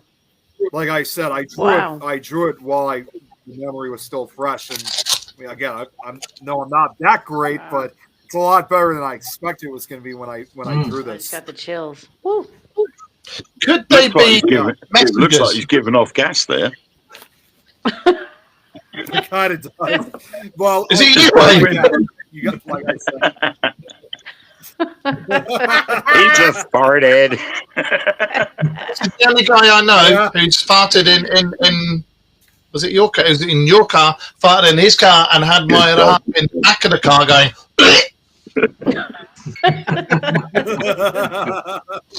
I had lots of protein. Can you imagine being turded on by the Mothman? Oh, that would squash your car, wouldn't it? As long as it don't Oh. glow red, I don't But yeah, care. yeah. Yeah, it was definitely something though. So that's probably as close as I've ever gotten. And of course, I've had other investigators say, just be careful with what you're doing, because again, we don't know, in fact, if the Mothman is like a harbinger of doom or some type of warning of some sort. Like I said, some of the aforementioned disasters. I just thought of another one. In fact, one person even said this to me when I originally posted this, saying, "Remember what happened in Minnesota?" And what he was referring to was that in 2007, a Minnesota woman claimed they had seen a Mothman-like creature about a month before the I-35 bridge collapse, which killed 13 people as a result. Wow. Wow. And I just thought of another one. This is actually something for the UK in this case. Although most of the sightings were mainly here in the US, you mentioned earlier, Wayne, about the Owlman of 76. Well, in 1963, there was also a brief encounter of the supposed Mothman, or in this case, the Owlman, that occurred in November of 63, which also involved a UFO, a bright light that was seen by, I think, a couple of teenagers. But you know what? But what was odd was when this sighting occurred, I don't know if maybe it was originally meant for the UK or whatever the case is. A few days after President JFK was assassinated, so that was like another big tragedy. Do you know what? There's a lot of there's a lot of links with owls and UFOs. It seems to be there's a lot knotted up with that, and you find a lot of people collect owls as well, don't they? They don't realise that they're actually collecting them. They've got a house full of owls. Yeah, that's a symbol of wisdom, isn't it? Owls. But yeah, there is. I remember watching something about that, Nick, the owl. It was like quite a big owl, wasn't it, on the road? Yes. About 5 foot tall, that's the 4 other or thing 5 too. foot tall. They say that either, I mean, you have the skeptical side. People say that it could maybe just be some type of owl. And yeah, they are known to get pretty big. They could stand up to 5 feet tall. But, the Mothman reports, obviously, are said to be larger. But another possibility explanation for some of these encounters, because they're quite common in this area in West Virginia, is you also have the sandhill cranes that are often seen along the eastern seaboard area. So some people may also get it confused with the sandhill crane. I, in fact, spoke to one person that I'm going to be honest with you guys. I was skeptical about this. I had one person come up to me that I no longer associate with now. This was almost 10 years ago. She claimed that she and her husband had an encounter with Mothman. And it was somewhere out in the woods. But the way how they were kind of describing the entire encounter, it just didn't fit well, because they said they were driving out in a wooded area. It was nighttime, and they said that they saw some large creature sitting on one of the branches of the trees. Now, they said they couldn't really get a good look at it, but they said it may have been at least 5 feet tall. Its eyes supposedly were glowing. They never necessarily said that they were glowing red, but they just said that they just looked like they were glowing, and they said they just couldn't really get the understand what they were seeing because it was all blocked in trees, but it's like they didn't really think much of it. But they just literally jumped down to conclusions saying, oh yeah, it's definitely the Mothman. Unfortunately, their story didn't really go so well. I mean, their story sounded kind of vague, but I think honestly they were probably just It sounds like a what they deer. were seeing. It was dark. Well, this was up in the trees, Yeah, so a honestly, deer. in other words, it could be, but their story just wasn't adding up. Some of the things that they were telling me just couldn't be true. The trees were really high up. The branches were mixed up too, so it may have made it look a lot bigger than it actually was.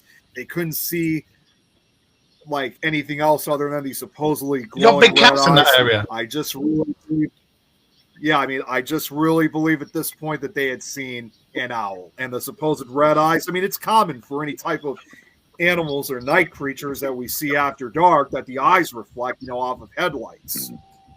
Yeah, it Yeah. catches the iris, doesn't it? And it glows. Yeah. Yeah. Yeah, it gives Yeah. that. Has glowing any of effect. you heard of anything called the chupacabra? Chupacabra, yeah. There's Oh, two types, isn't there? There's the Mexican one Chupacabra. and the North American one. But What the are North they? American one has been proved to be a cross So- between a timber wolf and a Mexican grey wolf. But that's what that Yes. one's supposed to be, with the really Yeah, long so mouth. the chupacabra is Mexican. I'm that for us as a kid, it was a scare tactic. If you don't go to bed, the chupacabra is going to be underneath your Yes. bed and Yeah. suck you under the bed. Oh, So that story, I'm Aye. 50 years. So I've I'm 53 too. dwelled It sucks, into doesn't the it? research of it a little bit, but it's like no. Bigfoot. This and deer is isn't good. it It's too supposed tight. to drain people's blood or animals' blood? That's the Mexican one, isn't it? Yeah, I it's don't know anything about them. The yeah, so the chupacabra is chupacabra stories. I mean, they first. there's a lot. Oh, we've got. Mothman's arrived. Yeah. I'm going Mothman's to coming go, down the guys. stairs. I've got to cook dinner. It's my turn to cook The dinner because Mothman my just other half's picked 'em working up. late. So I've got to just Okay. go cook dinner. What's going on? Oh. I don't know why it keeps going backstage, but I was gonna. Wait a second, Nick. Wait a second, because Mark has to go.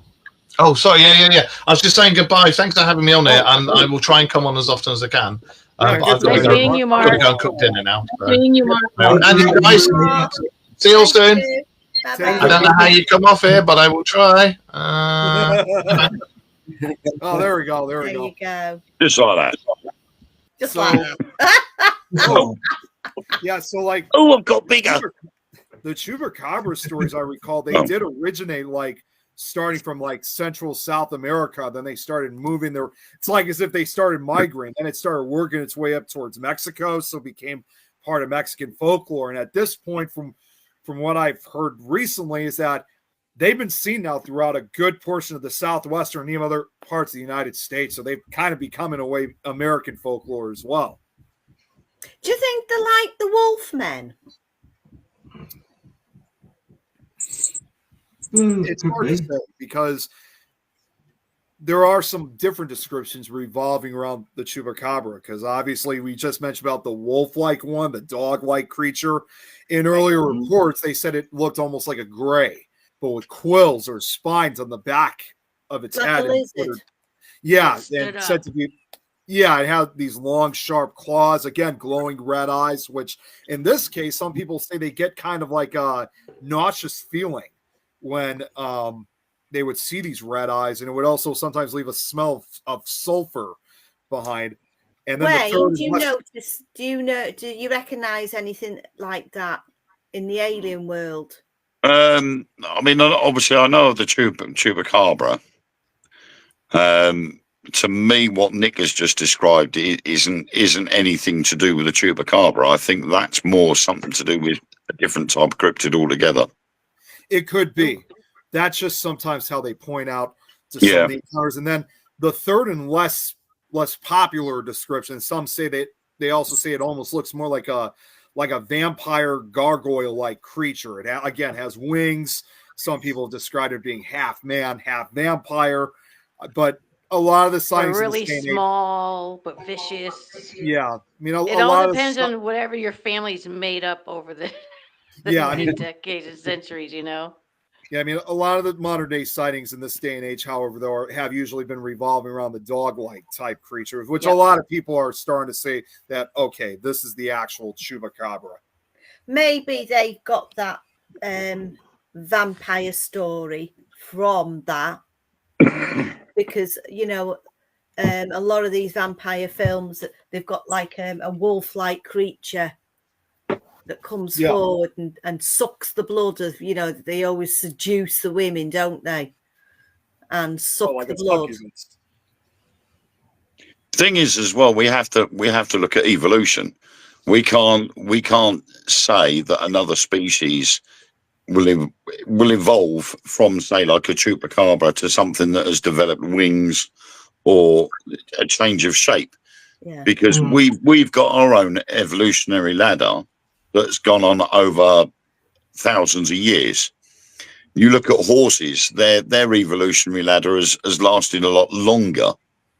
Elephants, even longer still. Yeah. But there's nothing to state that a different type of animal or creature, their evolutionary ladder could be a lot shorter.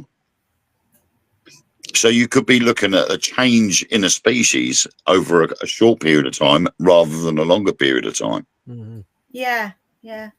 When it comes to evolution, ironically enough, that you mentioned that, is that some people believe, and this is something I guess a lot of people don't really, a lot of us don't really hear about, but some believe that the chupacabra may in fact be related to an actual animal known as the eye, which is a primate. Oh yeah, which is a primate in Madagascar that resembles a raccoon. It's got which, a long ironically finger. enough, Yeah. Lynn wants one now. Yeah, I mean, She's gonna go order one on Amazon. Yeah. Ironically enough, they say that eyes are nocturnal. Usually they're out at night, and the people of Madagascar do believe that eyes do unfortunately represent bad omens. Although not everyone believes that. In other parts of Madagascar, they also believe that they're good omens. So, so that kind of has a little bit of that chupacabra-like feel. Sadly, though, because of their belief system, a lot of the eyes have been killed because they they think by killing them it'll prevent this bad omen or curse them. Although I think now people are stepping in to try to protect them now. But that's one theory of what they think it could be related to the eye. But of course, others believe chupacabras are also extraterrestrial beings, which I'm sure Wayne, you and Mark have talked about this. Yeah. Is that, when it comes to chupacabra sightings, there's also been UFO sightings as well at the same time. That's interesting. Because when you said about they've got like these spikes on them and nails, reminds me like what they call the insecticides, but lizard. Insectoids. Yeah. Yeah, we will never know. We will never know. Well, I think they're discovering something like 1,800 new species every day. Wow. Oh yeah. And that's throughout the entire planet, and different types of animals. So it's different species of spiders, flies, wasps, bees, you name it. Any kind of animal, they're discovering new species all the time. Yeah. And it's the same as what we say about Bigfoot and Yeti and Sasquatch. They're sort of solitary animals, solitary beings. I shouldn't call them animals, really. Solitary beings that just like to be kept out of the way. Same as us humans. We've got people that would rather be out on their own in the middle of nowhere. Yeah. Could their evolutionary ladder take them down the road of being a Bigfoot? Because they want to be on their own. They don't want outside interference. They're living off the grid. Yeah. And so their evolutionary ladder could be there as well. And so when you discover these new beings, we're looking at it and going, oh my God, this is amazing. And you look at all these stories from folklore, and they're there. Yes. All these beings are there back through history, but over the years they alter slightly. Yeah. And until we can actually manage to see one and film one, that's all they're going to be, is speculation, rumor. And did they really see this? Unless the whole world all sees it at once, you will get a faction of people say, I don't believe in it. It's a load of rubbish. It was done on purpose to cause alarm or distress. And that's always the way it's going to be with anything that's new or different. They're going to look at it in a different way until everybody sees it. Yeah. Exactly. Can I ask a question again? Again.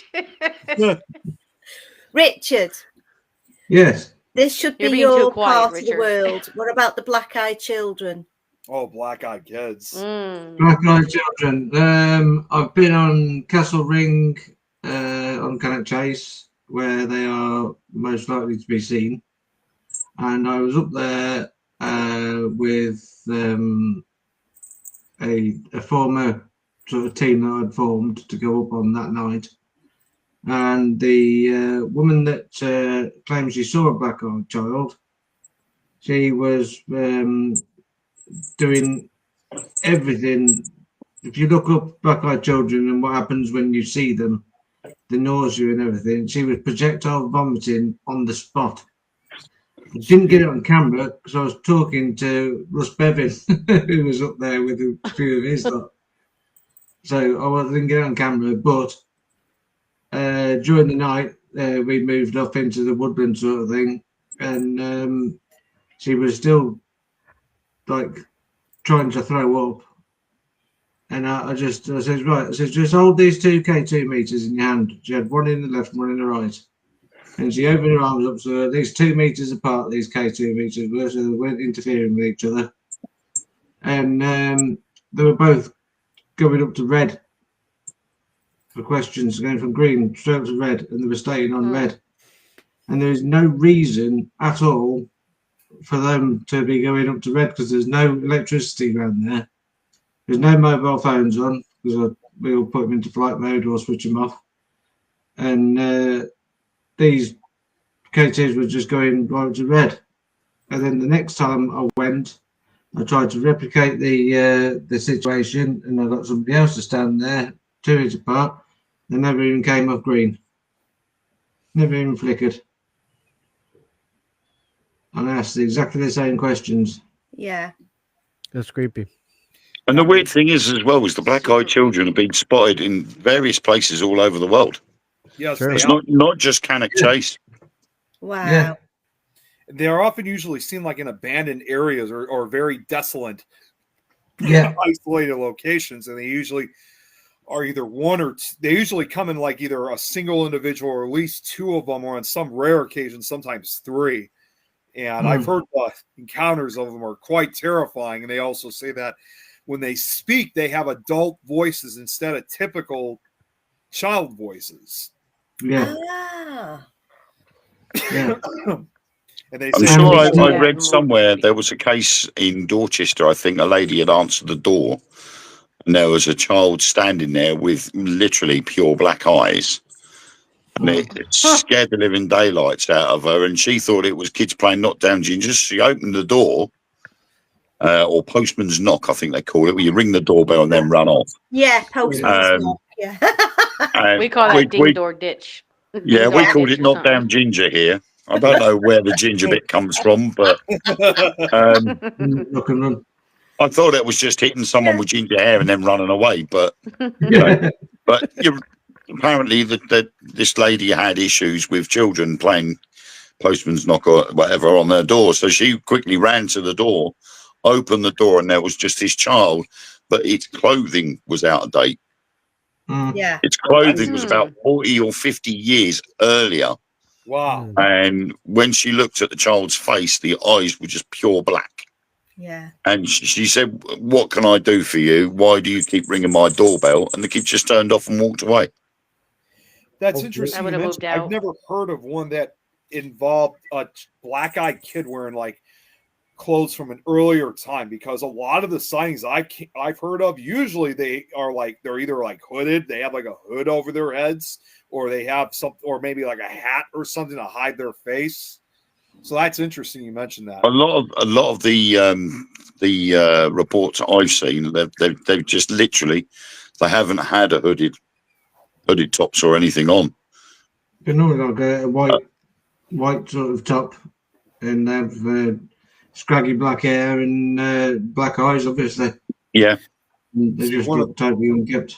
Do you know See, one of what? the Years ago, I worked in this factory making perfumes and talcs and creams and stuff like that, which is about 38, 40 years ago. And every 12 months, this guy turned up and he was doing checks on certain machines, on the electrics. He was an electrician. And I couldn't look at him. I had to turn away. I was frightened to death. This man, he had pure white hair. He had white skin, like an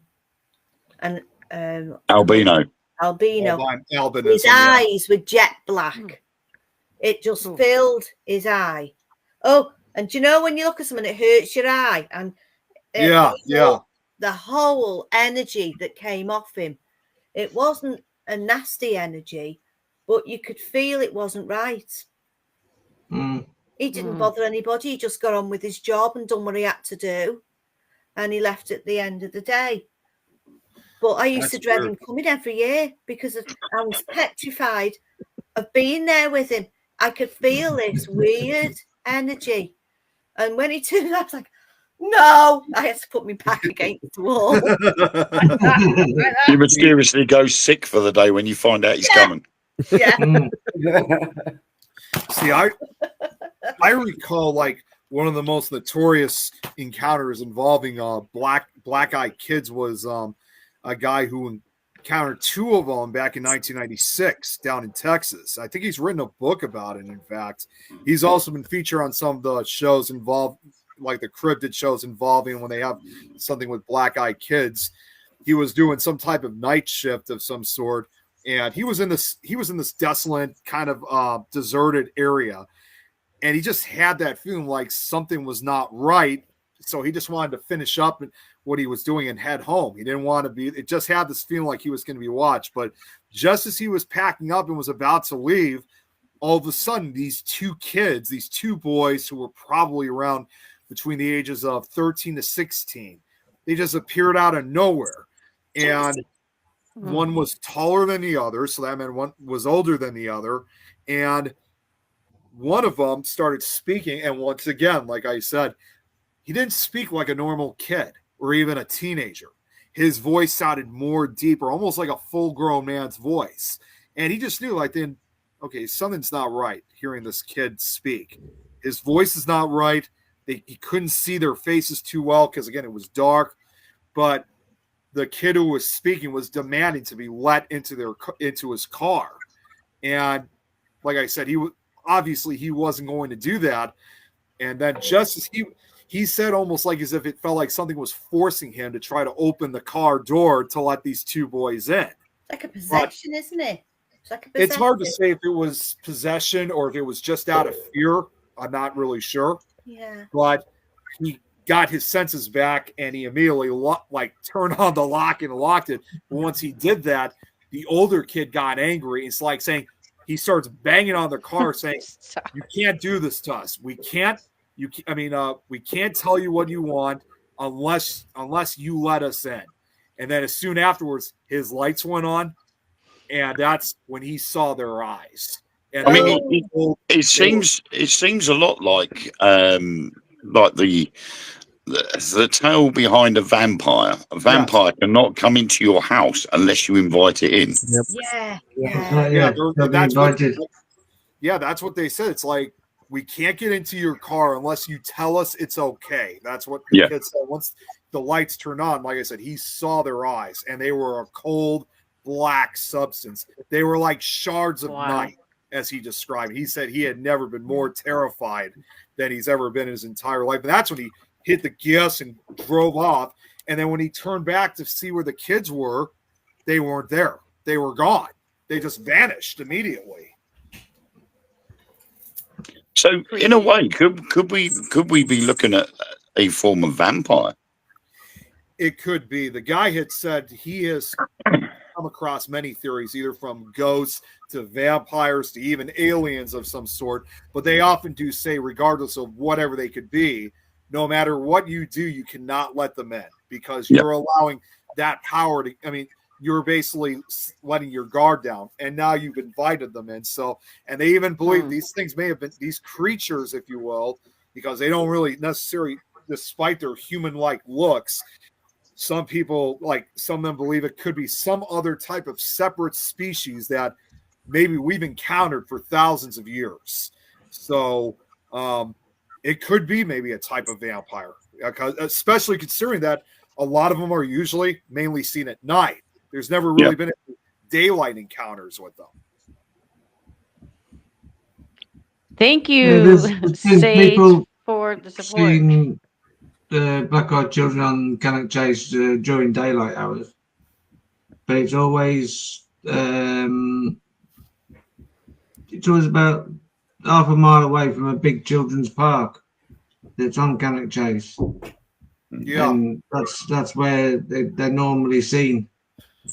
And obviously, if the people, you get a notification that it's been seen by a Cannock ghost hunting team, you go there on the night time and you won't see them near the park. You'll see them, obviously, like the German War Cemetery, which is about a mile and a half away, or you'll get them up on Castle Ring, which is about 3 miles away. And they just tend to move around quite a bit, but in the daytime, they're normally seen around near this park. But I've never ever seen them around by the park. See, Never been in that place. I never knew that, honestly. I thought most of the encounters I heard were at night, but I honestly wouldn't be surprised if there were also ones that occurred during the day as well. Yeah, there's people that are just say that they saw this black-eyed child and they went to approach it to see if they were all right because they looked in distress. And as soon as it turned around and looked at them, they started throwing up. And by the time they finished throwing up, the black-eyed child was gone. That's interesting. It's sort of like it's almost like they're trying to mix in with the general population during the day. Yes. Yeah. But if they get approached, they cause this nausea. So it gives them the chance to scram and oh, we've been discovered. We better get out of here. Yeah. There's even been a movie that's kind of partially based off of the Black Eyed Kids. If you guys didn't know about this was released back in 1980. It was a low budget horror film, but they were called The Children. And yes, yeah. I mean, while they have specifically said that they did not truly base it off that legend of the Black Eyed Kids, you could still see the similarities between it. The only difference compared to the real life Black Eyed Kids in the movie is that in the beginning, these kids, they all started off as normal human beings. But unfortunately, on their way back home from school on a bus, they drive into this radioactive cloud. As the trailer goes, they say that something terrifying happened to them. And before you know it, you start throughout the movies, the kids are back, but they're no longer kids. I mean, in this movie, they're more zombies, if you will. Yeah. But they still have pale white skin. Their eyes are still kind of black looking.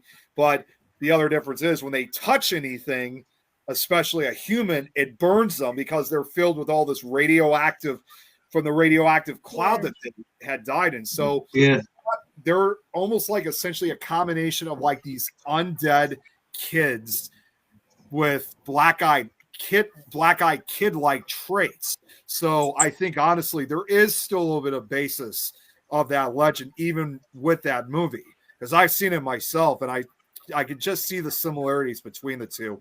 And the other difference, unlike the real life counterparts, is the undead kids do speak, but they don't have that adult or masculine voice. They just have their regular voice, but nonetheless it does not make it any less creepy, of course. Do you know what? I'm sure that we've got a few.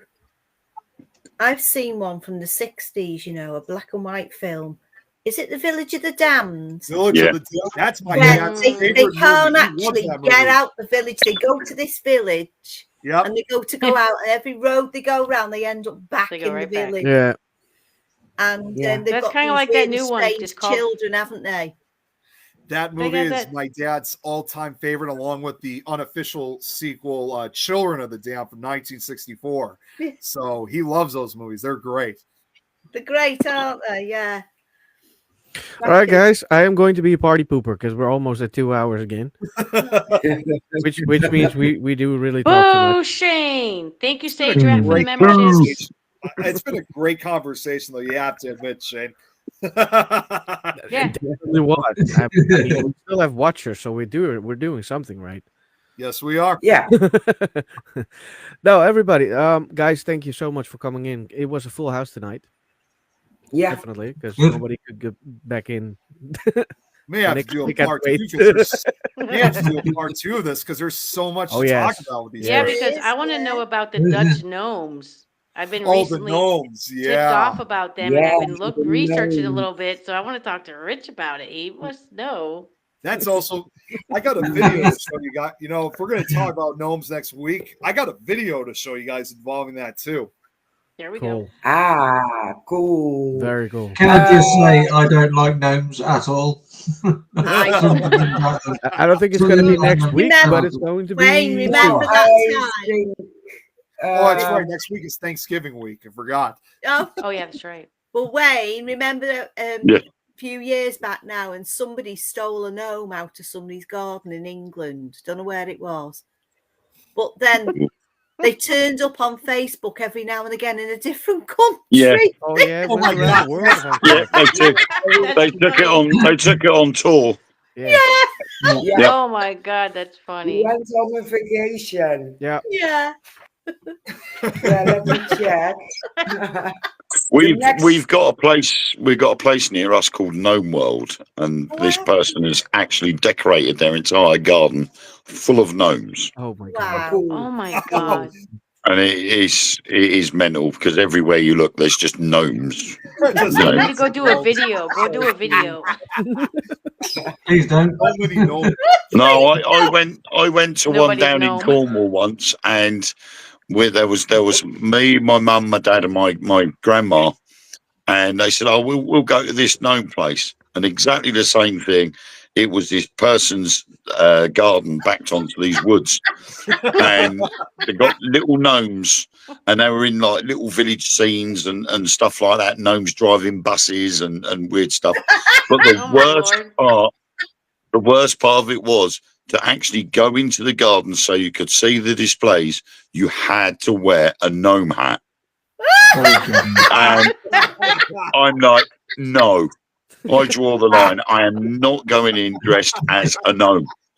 And they went, oh, don't be such an old fuddy-duddy. Come on, grow up. You may be 10, blah, blah, blah. And I went, look, if they've got a black one, if they've got a black hat, I'll wear that. The closest they could get was dark brown. So I reluctantly put the hat on and walked around, and I was so embarrassed. Have you got any photos? I'm going to be honest with you. I can Oh already picture you God, wearing you guys. a gnome you hat. guys. Have you got any photos, mate? We did. I think my mum has probably got a couple floating about somewhere. Oh, yeah. Oh, that's even worse. Thankfully, I am not digging through my attic to try and find them. Oh, what a bad boy. If I go up there, I'll never come back.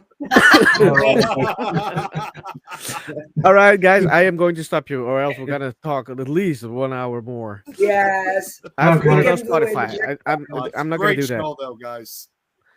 Yeah. Yeah. So the sequel, December 3rd. Okay. Brilliant. Sounds good. So, I am going to put everybody in the background. I'm going to finish off with our Mischief song, and then we go offline. So, everybody who watched in the chat, thank you so much for watching and Hey, guys. Thanks, interacting guys. with us. Take care. And we Good will night, see you next week. Microwave. with Things Paranormal Talk. Bye, everyone. Bye, everyone. everyone. Whoop, whoop. Whoop, whoop. Why is everybody off? Jane, where'd Jane go?